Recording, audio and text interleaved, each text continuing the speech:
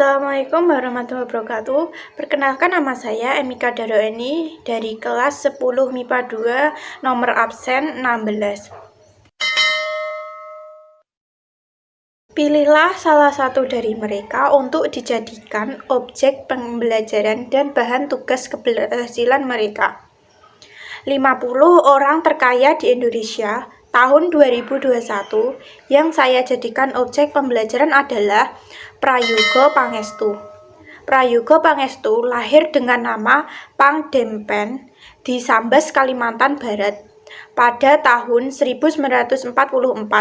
Nama tersebut diberikan oleh sang ayah karena memiliki arti burung besar yang terbang tinggi untuk menguak awan mendung.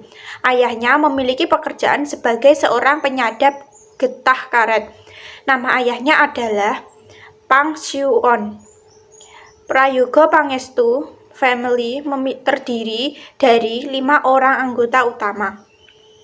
Istri Prayoga Pangestu bernama Herlina Candinegara. Lalu dari hasil pernikahannya, Prayoga dan istri dikaruniai dengan 3 orang anak. Anak Prayoga Pangestu tersebut bernama Agus Salim Pangestu, Britono Pangestu, dan Nancy Pangestu. Prayoga di masa muda memang mengalami kesulitan ekonomi karena penghasilan sang ayah terlibat pas-pasan sebagai penyadap getah karet.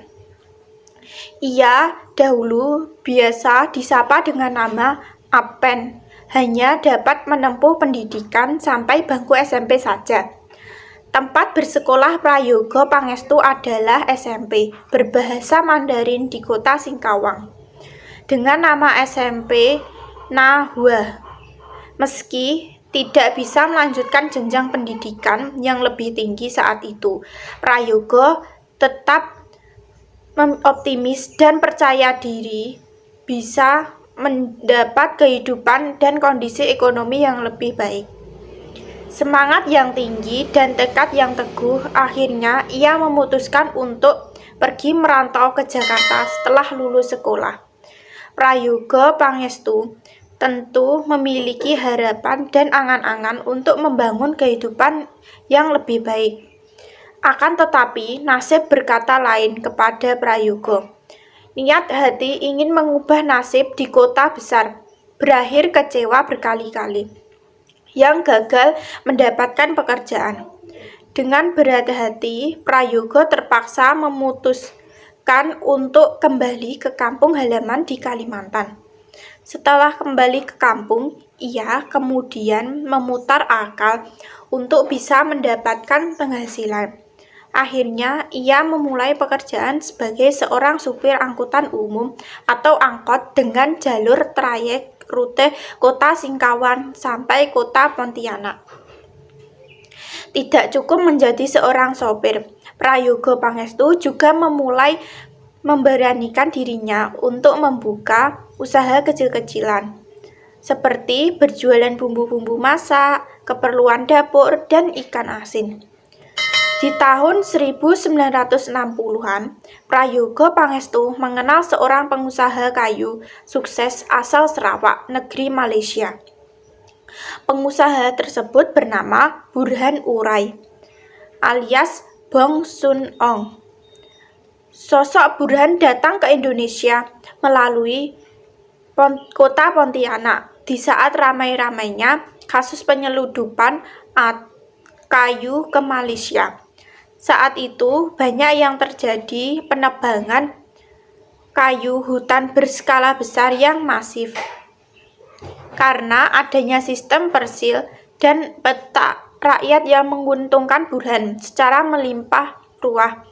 Ini adalah kelemahan dalam sistem aturannya, sehingga pemerintah akan mengalami kesulitan dalam mengawasi data manipulatif.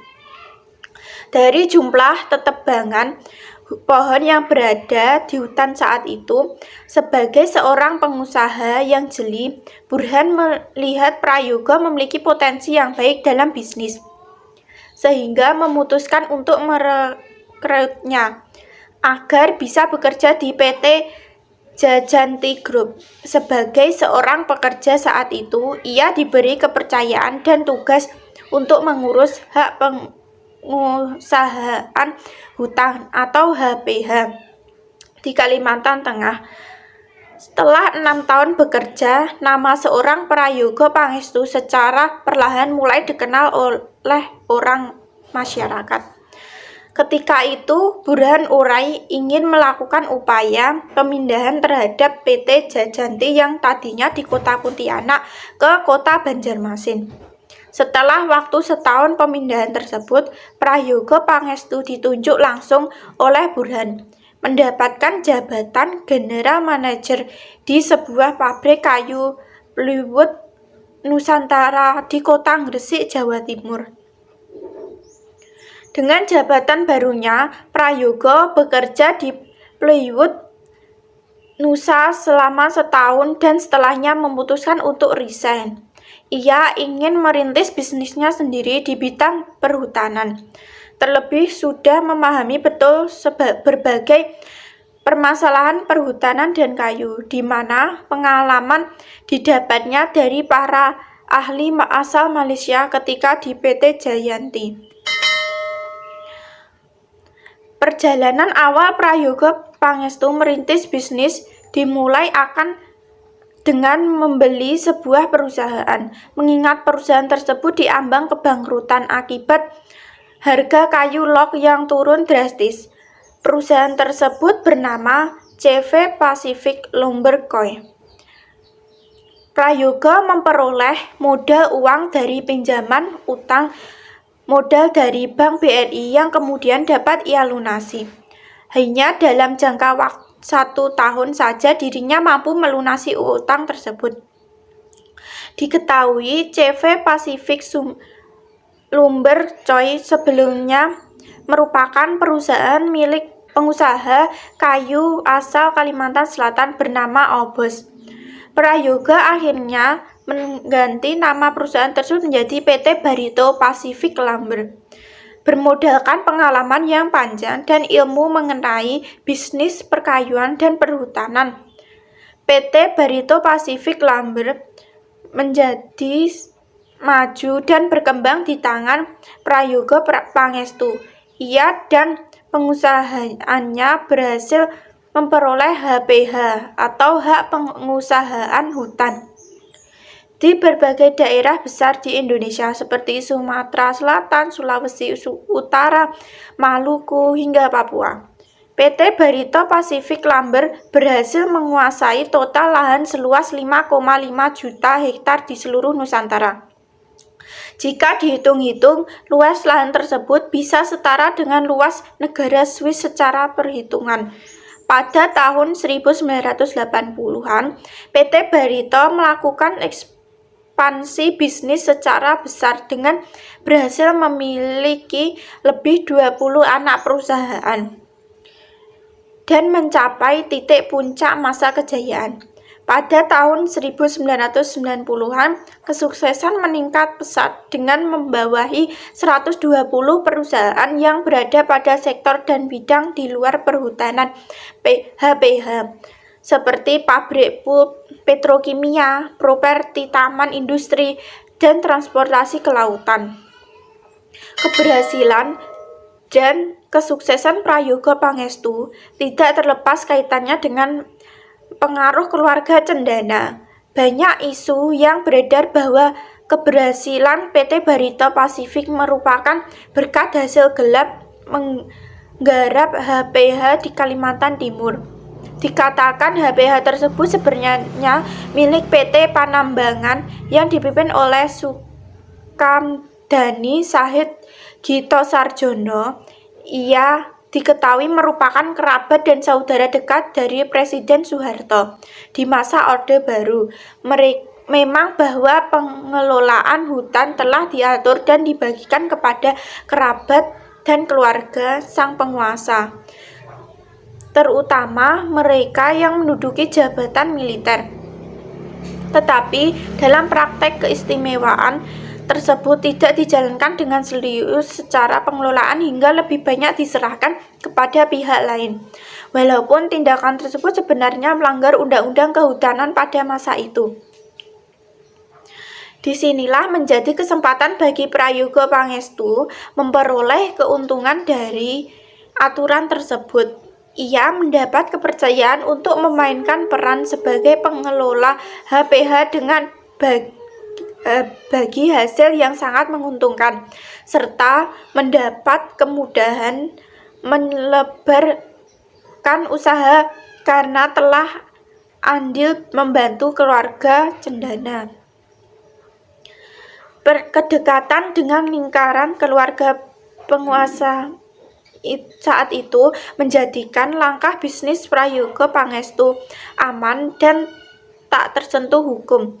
Pada tahun 1980, pemerintah sempat melarang ekspor kayu gelondong yang membuat usahanya agak goyang.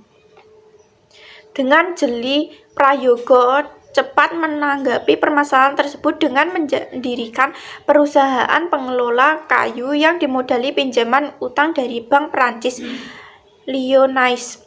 Kuncuran dana yang dikeluarkan bank asing tersebut berjumlah 150 francs. Dengan uang sebesar itu, ia membangun beberapa pabrik produk kayu yaitu Plywood dan Samwil yang merupakan fondasi awal Barito Pacific Timber. Berkat langkah bisnisnya itu membuat Prayoga Pangestu kembali sukses menjadi produsen dan pemain ekspor kayu plywood terbesar secara global saat itu. Berkat kesuksesan di bidang produksi dan pengelolaan produk kayu secara global membuat majalah bisnis luar yaitu Far Eastern Economic Review memberikan julukan Prayoga Pangestu sebagai Lord Forest atau Raja Kayu dari Indonesia. Kemudian Prayoga semakin erat dan dekat dengan keluarga dinasti Cendana. Pada masa 1980-an, Prayoga semakin dekat dengan putra-putri Presiden Soeharto. Ia bahkan membangun kerjasama bisnis dengan putri sulung sang penguasa yaitu Siti Hardianti Rukmana alias Mbak Tutut. Mereka mengkonsum dan bekerja sama dengan membangun beberapa perusahaan yang ada di Pulau Sumatera seperti PT Enim Musi Lestari, Perkebunan Hasil Musi Lestari, dan PT Gandairah Hendana. Di tahun 1991, Prayoga dan Mbak Tutut kembali mendirikan perusahaan di bidang pengelolaan hutan, yaitu PT Musi Hutan Persada. Selain berkongsi dan bekerja sama dengan Mbak Tutut, ia juga menjalin kerjasama dengan Bambang Trihatmojo sebagai pemilik Bimantara Group, yang mana mendirikan sebuah pabrik pengelolaan bubur plastik yaitu PT Chandra Asri di Cilegon, Jawa Barat. Prayoga semakin dekat dan erat dengan lingkaran keluarga penguasa Orde Lama. Kemudian ia mulai menjalin hubungan dekat dengan Presiden Soeharto alias Desliming Jenderal. Mereka sering terlihat bermain golf bersama.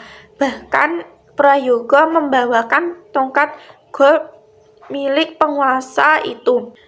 Di saat penguasa Orde Baru tersebut lengser dari jabatannya, bisnis Prayoga juga terkena imbasnya dan mengalami masalah. Dengan kepiawaian membangun relasi, Prayoga cekatan dalam membaca kondisi. Setelah Presiden Soeharto lengser ia mulai mendekati menggantinya yaitu Presiden Abdurrahman Wahid atau lebih dikenal dengan sebutan Gus Dur. Langkah politiknya itu dirasa cukup tepat karena Gus Dur membantu Prayoga Pangestu dengan statement bahwa Prayoga merupakan aset negara yang telah berjasa membuka lapangan kerja serta memberi pundi-pundi ekspor untuk Indonesia. Pernyataan Gus Dur tersebut dirasa berhasil penyidikan terhadap dirinya setelah muncul berbagai desakan dari masyarakat dan mahasiswa untuk menuntut koruptor dan pengusaha Orde Baru diseret ke meja hijau pengadilan. Karena desakan yang kuat dari berbagai pihak, akhirnya Gus Dur harus melepas perlindungan kepada Prayogo dan mengambil langkah pamungkas dengan menunjuk seorang jaksa agung baru yang lebih berani serta keras dalam menangani kasus korupsi. Jaksa agung tersebut bernama Baharudin Lopa yang banyak mengirim pejabat dan pengusaha ke penjara. Pada tahun 2009, nama Prayogo Pangestu kembali mencuat dan terdengar oleh banyak khalayak karena kasus Menara Jakarta. Ia digadang-gadang merupakan seorang pemegang saham mayoritas dari menara yang akan dibangun setinggi 558 tersebut dengan estimasi biaya pembangunan proyek sebesar 5 triliun rupiah. Saat itu Barito Group yang didirikan Prayogo Pangestu terus mengalami perkembangan dan kemajuan dengan merambah ke berbagai sektor seperti petrokimia, properti, pengelolaan kayu, perkebunan minyak sawit, dan sektor lainnya. Prayogo berhasil melakukan akuisisi terhadap saham PT Chandra Asri dan PT Tripolita Indonesia sebagai salah satu perusahaan petrokimia terbesar di tanah air. Saat ini kekayaan Prayogo Pangestu ditaksir mencapai 5 miliar USD atau setara dengan nilai 106 triliun rupiah yang berdasarkan data dari majalah bisnis Forbes. Di usianya yang memasuki umur 77 tahun di tahun 2021 ini, ia pernah mendapat sebuah penghargaan yang yaitu Bintang Jasa Utama dari Presiden Joko Widodo. Di tahun 2019, penghargaan tersebut diberikan karena Prayogo dinilai sebagai tokoh berjasa bagi kemajuan dan kemakmuran bangsa negara melalui dunia usaha dan membuka lapangan kerja.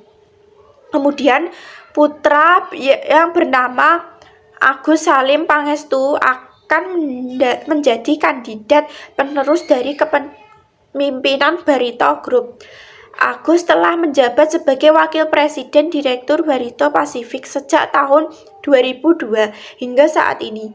Meski demikian, Prayogo tetap menjabat posisi penting sebagai Presiden Komisaris Utama. Mengapa kamu memilih tokoh tersebut?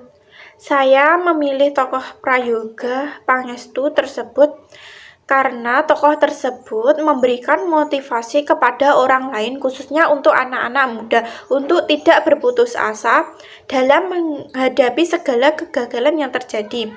Setiap pengusaha tentunya mengalami proses terlebih dahulu sebelum mencapai puncak kejayaan. Selain itu, tokoh tersebut adalah orang yang telah gigih memperjuangkan kesuksesan walaupun dulunya hanya seorang supir. Suatu usaha tidak akan berhasil tanpa ada kegigihan dan kerja keras. Hal yang bisa kamu pelajari dari keberhasilan mereka untuk meningkatkan potensi diri. Dengan cerita keberhasilan tokoh Prayogo Pangestu tersebut, kita harus selalu bersabar dan kuat menghadapi cobaan yang terjadi. Lama-kelamaan, semua usaha yang kita lakukan akan menghasilkan sesuatu yang lebih baik. Kegagalan yang dilakukan kemarin jangan sampai menjadi penyebab kegagalanmu di kemudian hari. Kegagalan bukanlah akhir dari segalanya, namun kesuksesan yang memutarnya. Demikianlah cerita keberhasilan Prayogo Pangestu yang dapat saya sampaikan. Semoga video ini berguna, bermanfaat, dan mudah diterapkan untuk kita semua. Bila ada kesalahan kata, saya mohon maaf yang sebesar-besarnya. Wassalamualaikum warahmatullahi wabarakatuh.